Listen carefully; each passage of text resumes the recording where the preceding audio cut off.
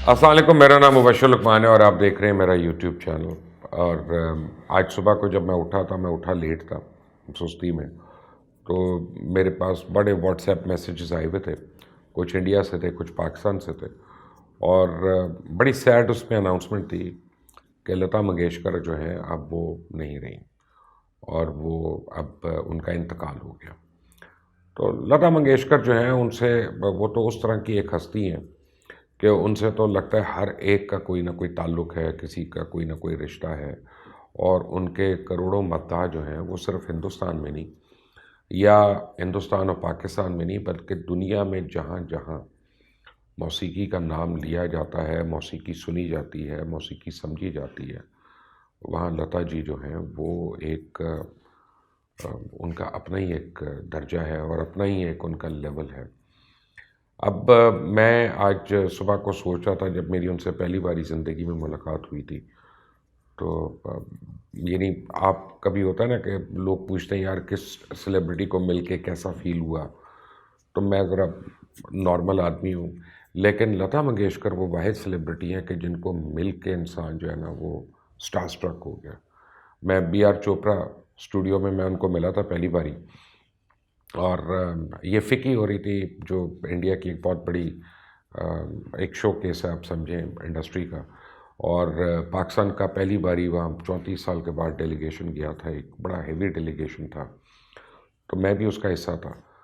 तो वहाँ पे डिफरेंट स्टूडियोज़ पे हमको ले जाया जा रहा था, डिफरेंट लोगों से मुलाकातें थीं और ग्रुप्स में लोग डिफरेंट लोगों को मिल रहे थे। तो मैं जब बी आर चोपड़ा स्टूडियो गया था तो वहाँ पे लता जी आईं।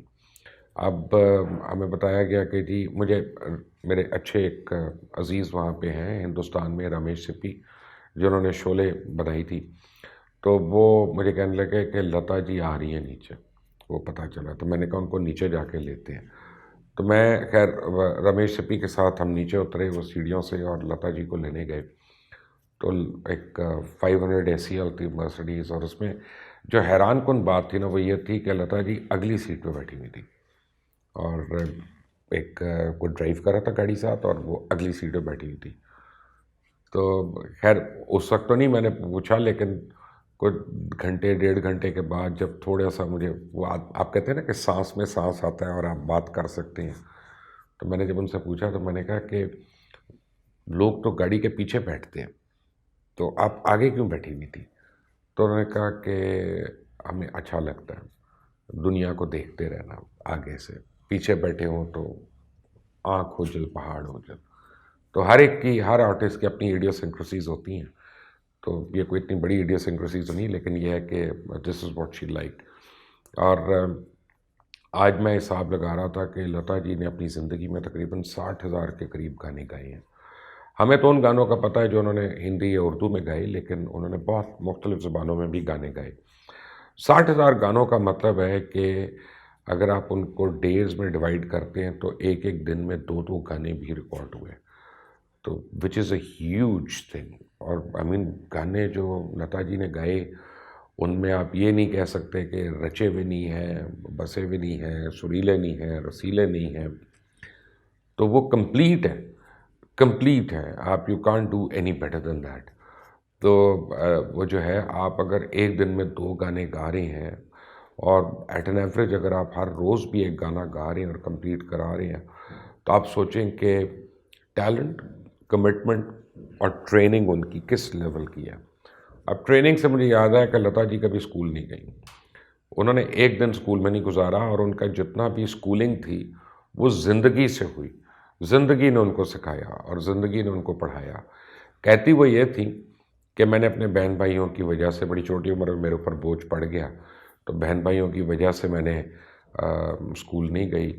लेकिन जो है और भी वजूहात हो सकती हैं बहरहाल, लेकिन अम, उसी एक वजह से ग़ालिबन कहा जाता है कि लता जी ने कभी शादी भी नहीं की। अच्छा, जो लोग इंडिया में और जो इंडिया के टैबलॉइड्स वगैरह उनसे लिंक्ड हैं या पढ़ते रहते हैं, उनको पता है कि जो मैं बात कर रहा हूँ कि एक काफ़ी बड़ा नाम था अपने ज़माने का, राज सिंह। वो एक राजा थे एक रियासत के, और लता मंगेशकर के जो भाई थे, उनके साथ वो क्रिकेट खेलते थे। दोनों एक ही क्रिकेट टीम में थे। तो उनका उनके घर पे आना जाना हुआ और लता जी से उनका सलाम दुआ जब हुई तो दे बिकेम फ्रेंडली, और इतना फ्रेंडली कि उन्होंने इनका लता जी का एक पेट नेम रखा हुआ था। वो लता जी को लता नहीं कहते थे, वो इनको मिठू कहते थे। और क्रिकेट स्टेडियम में हर जगह पे वो अपने साथ राज सिंह जो थे ना, वो एक टेप रिकॉर्डर भी रखते थे जिसमें लता जी के गाने होते थे, और वो हर वक्त वो गाने सुनते रहते थे। बहरहाल, अब फैमिली प्रेशर्स कह लें, जो मर्ज़ी कह लें, समाज कह लें, वो गाने भी बड़े गाए हैं ऐसे लता जी ने फिल्मों में, कि उनकी फैमिली ने कहा कि तुम एक आम लड़की से शादी नहीं कर सकते, कुजाए इसका कि कोई गाने वाली हो। तो उन्होंने अपनी फैमिली का पास किया। उन्होंने शादी तो नहीं की लता जी से, लेकिन उन्होंने भी पूरी ज़िंदगी राज सिंह ने शादी नहीं की। और उनका इंतकाल जो है 2009 में हुआ था। आप उनको जानते होंगे एज़ हेड ऑफ़ बीसीसीआई। वो बाद में इंडियन क्रिकेट बोर्ड के हेड भी रहे, और यानी क्रिकेटिंग एक फ्रेटर्निटी से उनका ताल्लुक़ था। तो बड़ी यंग उम्र में ही लता जी थी, वो उनको क्रिकेट से इश्क हो गया था, दिलचस्पी हो गई थी, क्योंकि एक या उनके अपने घर में क्रिकेटर था, उनका भाई क्रिकेटर था, लेकिन सबसे बड़ी बात है कि राज सिंह की वजह से। अब मैं आज एक और बात सोच रहा था कि पिछली सेंचुरी जो थी, आप पूरी दुनिया में देख लें, सिर्फ इंडिया नहीं। आप इंडिया में कौन लता मंगेशकर, इंडिया में कौन मोहम्मद रफ़ी, किशोर कुमार, मन्ना डे, तलत, गीता दत्त, ये सारे थे। और फिर मौसीकार बहुत बड़े बड़े, चाहे वो एस टी बर्मन हो, चाहे वो नौशाद हो, चाहे वो ओ पी नैयर हों। आई मीन बड़ी एंडलेस लिस्ट है। तो उसके बाद आप पाकिस्तान में देख लें तो नूर जहाँ, मेहदी हसन, अमानत अली, रोशन आरा बेगम, एक लंबी लिस्ट है बहुत ही बड़े बड़े गुलकारों की और मौसीकारों की भी। आप वेस्ट में भी देख लें तो पिछली सेंचुरी में आप माइकल जैक्सन से शुरू हों, मैडोना से शुरू हों, उससे पहले अगर आप 60s में जाते हैं तो बीटल्स हैं और ईगल्स हैं और कारपेंटर्स हैं, एंड एक एंडलेस लिस्ट है बड़े टैलेंटेड लोगों की, जो ग्रुप्स आए, जो इंडिविजुअल्स थे, जिन्होंने पिंक फ्लॉयड जैसा एक ग्रुप था, उसने तो बिल्कुल ही चेंज कर दिया म्यूज़िक का जो लैंडस्केप था वेस्टर्न म्यूज़िक का, उसने उसको आके चेंज कर दिया। फिर जो ऑर्केस्ट्रेशन हुई उसी ज़माने में, कोई रॉयल फिलार्मोनिक ऑर्केस्ट्रा और कोई बर्लिन फिलार्मोनिक ऑर्केस्ट्रा और कोई चेक और प्राग फिलार्मोनिक ऑर्केस्ट्रा, और जो यानी जो इन्होंने काम किया है मोट्सार्ट के ऊपर, बेथोवन के ऊपर, शोपेन के ऊपर, चाइकोस्की के ऊपर, वो बहुत ही ज़्यादा काम था। तो अगर हम देखें तो पिछली सेंचुरी जो थी या पिछले 100 साल जो थे, actually that was a century of music and good music. और आज मैं I don't want to sound bad, मैं अपना कोई सिर्फ नॉस्टैल्जिया में ज़िंदा नहीं रहना चाहता, लेकिन आज जब मैं सुनता हूँ तो मुझे मौसीकी मिसिंग लगती है। मुझे अच्छे सुर जो हैं मैं उनको मिस करता हूँ, सुरीले लोगों को मिस करता हूँ। हाँ, जो लोग पुरानी चीज़ों को लेकर अपने पल्ले बांध के चल रहे हैं आगे, चाहे वो वेस्ट में है, चाहे वो ईस्ट में है, वही जो है आप देखेंगे कि ज़्यादातर कामयाब हैं। बहरहाल, हर आदमी की इतना लंबा जब स्पैन होता है, 1929 में आई थिंक लता जी की पैदाइश थी और 2022 में इंतकाल हुआ, तो इतने लंबे स्पैन में ये तो नहीं हो सकता कि हर आदमी आपसे खुश रहा हो और बगैर कंट्रोवर्सी के आपकी ज़िंदगी चली गई हो। लता जी की लाइफ में बड़ी कंट्रोवर्सीज़ रही हैं, उनकी कुछ लड़ाइयाँ भी रही हैं, जो इंडियंस का बेसिकली ये है कि इंडियंस हीरो वर्शिप करते हैं और वो अपने हीरोज़ को प्रोटेक्ट भी करते हैं और वो अपने हीरोज़ को बना के संवार के भी रखते हैं, तो ये एक अच्छाई भी है। तो काफ़ी इसका ज़िक्र नहीं होता, लेकिन लता जी की और मधुबाला फिल्म एक्ट्रेस, उनकी जो लड़ाई है वो साल तक उसके चर्चे रहे, और वो सिर्फ स्टूडियो के फ्लोर्स पे रहते थे। महल एक फ़िल्म आई, महल हिट हो गई, सुपर डुपर हिट हुई, जिसका गाना था आएगा आने वाला। तो मधुबाला का कहना था कि ये मेरी वजह से फ़िल्म हिट हुई है, लता जी का कहना था कि ये मेरे गाने की वजह से हिट हुई है।